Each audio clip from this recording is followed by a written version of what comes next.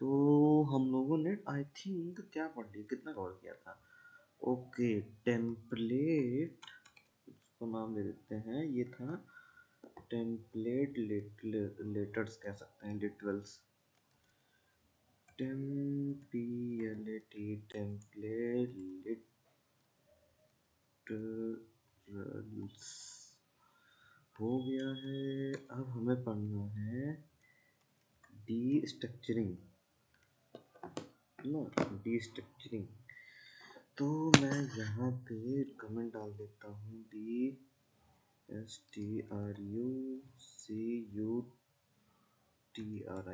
D structuring. Basically ये काम आएगा एरे प्लस ऑब्जेक्ट के साथ, ठीक है। अब देखो डी स्ट्रक्चरिंग होता क्या है। बेसिकली इसका काम होता है जैसे जो चीज़ें ऑर्गेनाइज नहीं है उनको ऑर्गेनाइज वे में करके और अलग अलग रिस्पॉन्स देना ना, एक एक का अलग अलग रिस्पॉन्स देना। जैसे मान लो मैंने लेट बनाया एरे, जैसे मान लो मैं एक एरे बनाता हूँ जिसमें मैंने लिया है पहला HTML, ठीक है, दूसरा मैंने लिया CSS, तीसरा मैंने लिया JS। अब अगर मैं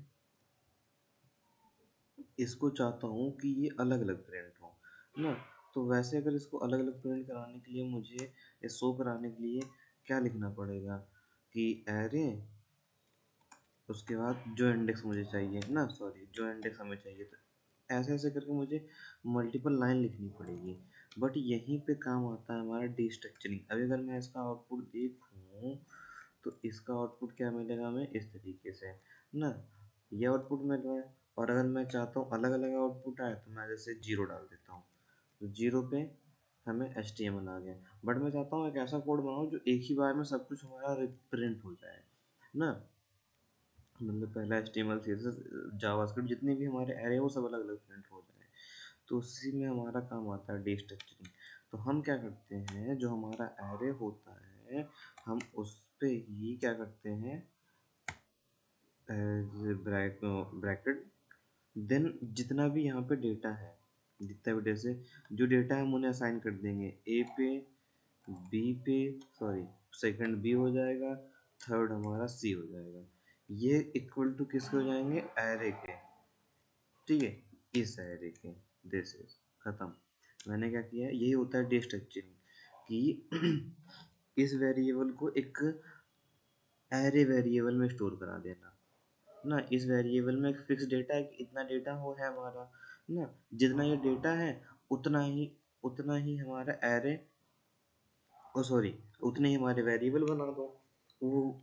और मतलब वेरिएबल अलग नहीं बनाना है, एक ही में वो सारे वेरिएबल बना दो, और जो हमारा डेटे का वेरिएबल है उसको यहाँ पे असाइन कर दो। आउटपुट लेते समय जितने हमने यहाँ पे वेरिएबल बनाए हैं वो सारे नाम उठ के कहाँ जाने चाहिए, सेम टू सेम यहाँ आ जाना चाहिए, ठीक है, यहाँ पे आ जाना चाहिए। अब ये हम, अब देखो अभी मैंने जो काम किया है वह किया है $A array, array D structuring हमने किया है, ठीक है।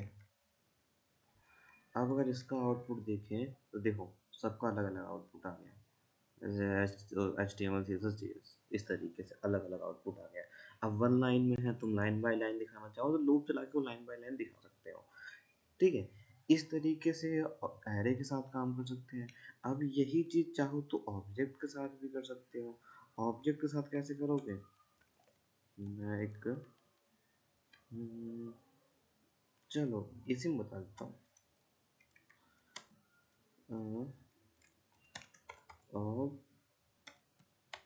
ऑब्जेक्ट, ऑब्जेक्ट के साथ, अब देखो ऑब्जेक्ट के साथ क्या करना होता है। अब ऑब्जेक्ट बनता कैसे है, ऑब्जेक्ट मैंने बनाया लेट यूजर, ठीक है, यूजर नाम का मैंने बनाया। अब ये बनाया मैंने ऑब्जेक्ट नेम की वैल्यू रवि, ठीक है। अब मैं पेड़ बनाते चलता हूँ, CITY सिटी कॉलन नोएडा, ये हो गया हमारा, ठीक है, ये हमारा ऑब्जेक्ट हो गया। इसके बाद आता है लेट। अब सेम चीज़ हम क्या करेंगे, यहाँ फिर से अरे ऑब्जेक्ट क्रिएट कर लेंगे, कितने जितने हमारे ऑब्जेक्ट हैं उतने ही हम यहाँ पे CITY CITY cities equal to किसके, यूजर के। सेम टू सेम करना, और कोई बदलाव नहीं है कि उसमें कोई रॉकेट साइंस लगाना है, कुछ सेम टू सेम। यहाँ पे नेम एरर इसलिए आ रहा है,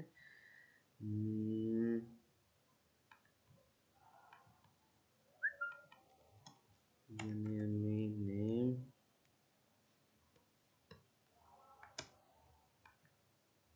यूजर, चलो आई थिंक ये एरर हट जाएगी।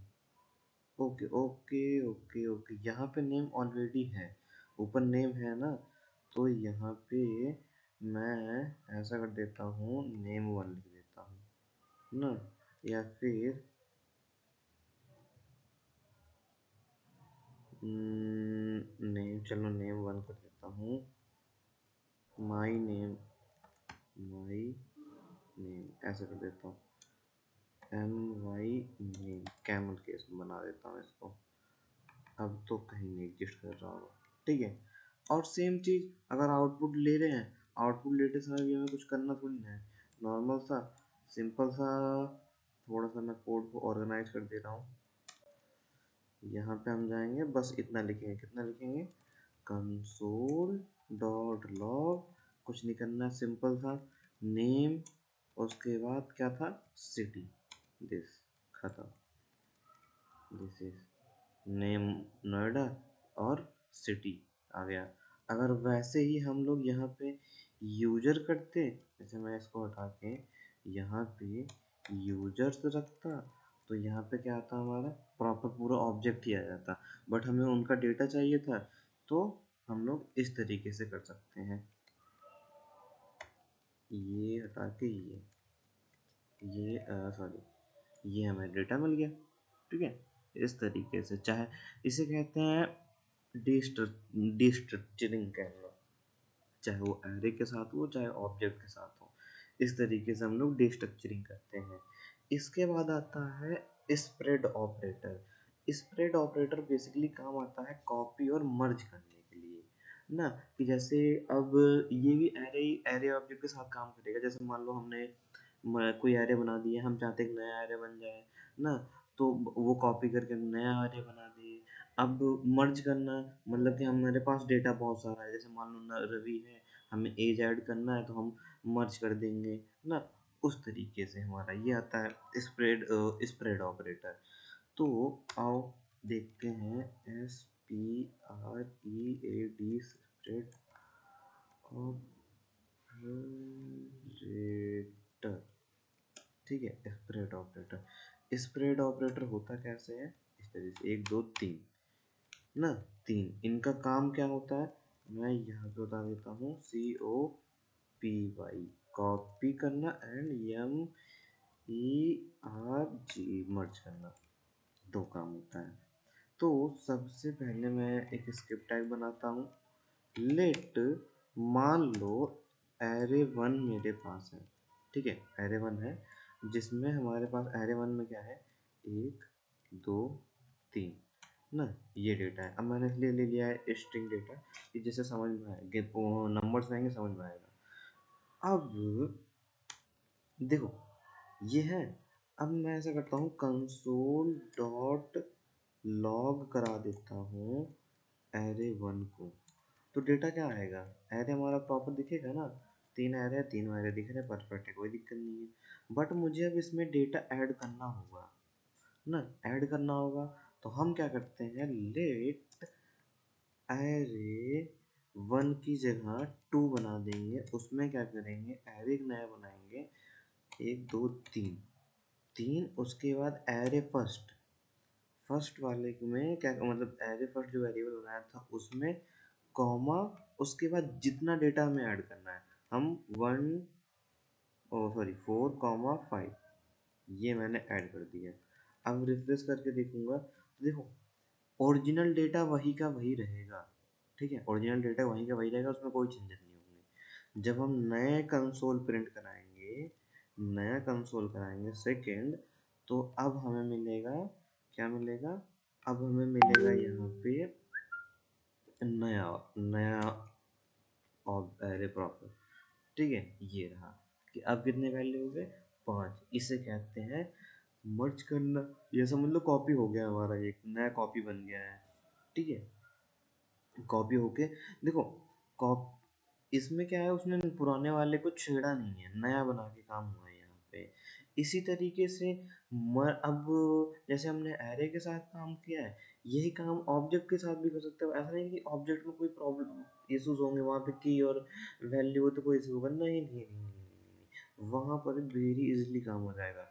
जैसे मान लो मैं यहाँ पे लेट यूजर बना लेता हूँ, या फिर एस टी यू, या फिर ये छोड़ो, ई ई एम पी एम्प्लॉय। ठीक है, एम्प्लॉय बना लिया मैंने। एक ऑब्जेक्ट बना लेता हूँ नेम, नेम इक्वल टू, मान लो मैं यहाँ पे ले लेता हूँ सुनील। ठीक है, मैंने नेम लिख लिया एम्प्लॉय का ना, कि चलो एम्प्लॉय का नाम लिख लेते हैं। उसके बाद मैंने उसको उसका आईडी बना दिया कि ये रहा तुम्हारी आईडी। ठीक है, मैंने यहाँ पे यूजर दिखाया, तो नहीं, ई एम पी, ये रिफ्रेश किया तो सुनील डिटेल मिल गई मुझे। ठीक है, अब अगर मुझे इसमें ऐड करना होगा तो भी कोई दिक्कत नहीं है, यहाँ पे बस मुझे लेट एम्प्लॉई वन ना, या एम्प्लॉय इन्फो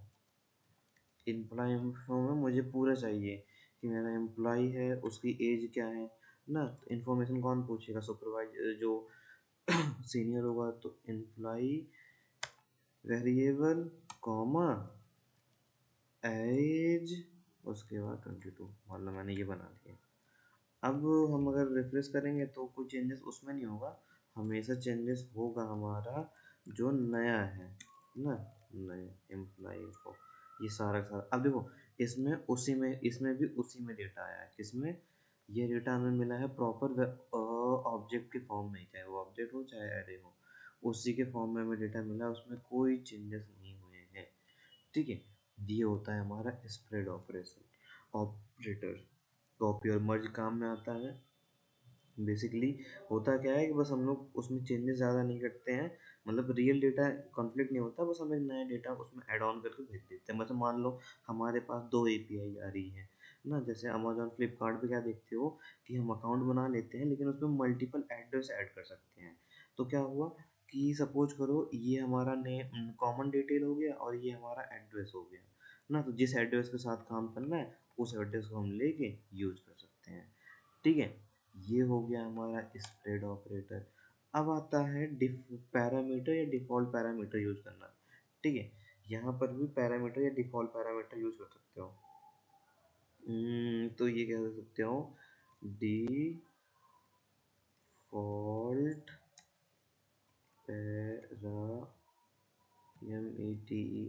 पैरामीटर्स। इसमें कुछ नहीं है, बेसिकली हमने जैसे फंक्शन बनाते हैं, फंक्शन बना लो। अब जैसे मान लो मैंने लिखा फंक्शन जी ग्रीट, मैंने वही फंक्शन बना लिया। ठीक है, अब जैसे यहाँ पे सपोज करो कि कंसोल डॉट लॉग ना, मतलब जब ये फंक्शन कॉल होगा तो कुछ ना कुछ हमें रिटर्न देगा। तो मैंने जैसे यहाँ पे लिखा हाय प्लस, अब जैसे सपोज करो कि ये नाम देगा, हमें नेम देगा, तो नेम कहाँ से आएगा, नेम हमारा यहाँ पैरामीटर पास होगा, मैंने कहा नेम पास कर दो। ठीक है, नेम पास हो गया। अब डिफ़ॉल्ट यहाँ पे क्या काम करता है, अगर इक्वल टू मैं यहाँ पे कुछ लिख देता हूँ, जैसे मैंने लिख दिया GUEST गेस्ट, डिफ़ॉल्ट गेस्ट। अब होगा क्या यहाँ पे, जब कोई हमें डेटा नहीं मिलेगा किसमें, नेम में, तो गेस्ट भेजेगा। कैसे, चलो यहाँ पे फंक्शन कॉल कर देता हूँ मैं। जैसे मैंने यहाँ पे फंक्शन कॉल कर दिया, क्या लिख दिया, जी क्रिएटर, ये मैंने फंक्शन कॉल कर दिया। ठीक है, अब पता तो है कि एक बार फंक्शन बना लो मल्टीपल टाइम्स कॉल कर सकते हो, फंक्शन पढ़ाई की नीड है नहीं, नहीं पढ़े हो तो फिर पुरानी देखनी पड़ेगी तुम्हें वीडियोस। अब मैं रिफ्रेश करूँगा तो हाय गेस्ट आ गया। ठीक है, अब मान लो अगर मैं यहाँ पे नाम भेजता, मैं अगर यहाँ पे यही चीज़ नाम के साथ भेजता, जैसे रवि, तो अब यहाँ पे नाम आता, हाय गेस्ट तो कॉल हुआ ही होगा क्योंकि एक बार तो मैंने वही फंक्शन बना रखा है, वो भी कॉल हो गया। उसके बाद मैंने हाय रवि नाम भी आ गया। ठीक है, इसे कहते हैं पैरामीटराइज।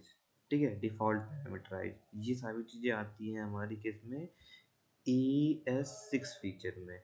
टेम्पलेट लिटरल्स होते हैं, डिस्ट्रक्चरिंग होता है हमारा ना, स्प्रेड ऑपरेटर काम करते हैं, डिफ़ॉल्ट पैरामीटर, ये सारे सारे आते हैं हमारे किसमें, ES6 फीचर में। अब हम थोड़ा आगे चलते हैं, यहाँ तक तो ये हो गया, समझ गए हम लोग। अब हम आगे चलेंगे, अब हम पढ़ेंगे जेसन और लोकल स्टोरेज। ठीक है, देखो सबसे पहले लोकल स्टोरेज समझते हैं, जेसन को छोड़ देते हैं। लोकल स्टोरेज का मतलब होता है कि जैसे सपोज करो कि आप, हम लोग क्या करते हैं, जब हम किसी मोबाइल ऐप में लॉगिन करते हैं तो वो लॉन्ग टर्म तक हमारा लॉगिन रहता है ना। मैं ऐसे करता हूँ, यहाँ पे एक फोल्डर बना देता हूँ, JS14, 14, कुछ तो मैंने छोड़ दिया है, मैं क्या छोड़ रहा हूँ,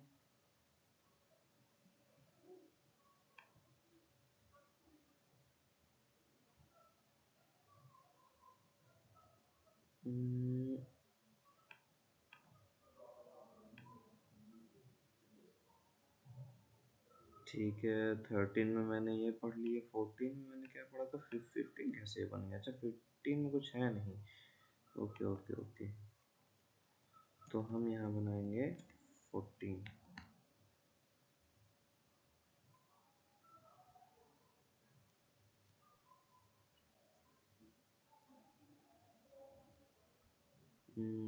थोड़ा सा टाइम दो मुझे, मैंने थोड़ी बहुत ऊपर नीचे चीज़ें कर दी है, या तो फिर कुछ तो छोड़ रहा हूँ मैं।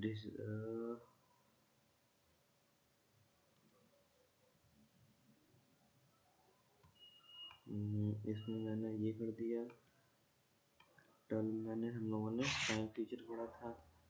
ठीक है,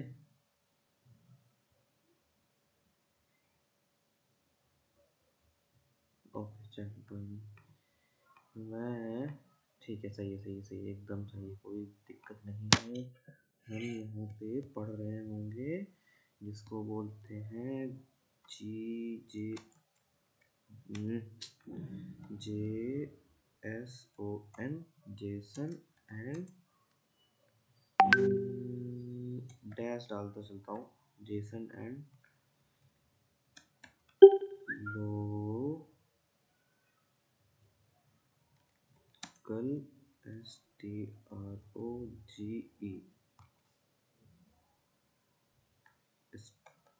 तो अरे आज हमारा हाथ नहीं चला, AGE .html, कुछ तो गलत बता रहा है, this name is not valid for the file. अरे मानोगे नहीं ना तुम, तो कोई नहीं, नहीं मानोगे, अंडरस्कोर काम करोगे,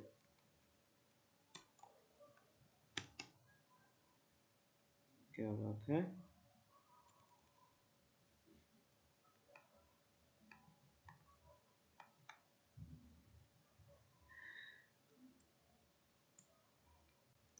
जेसन अंडरस्कोर लोकल,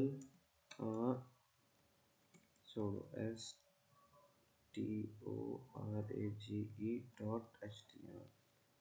अब सही है।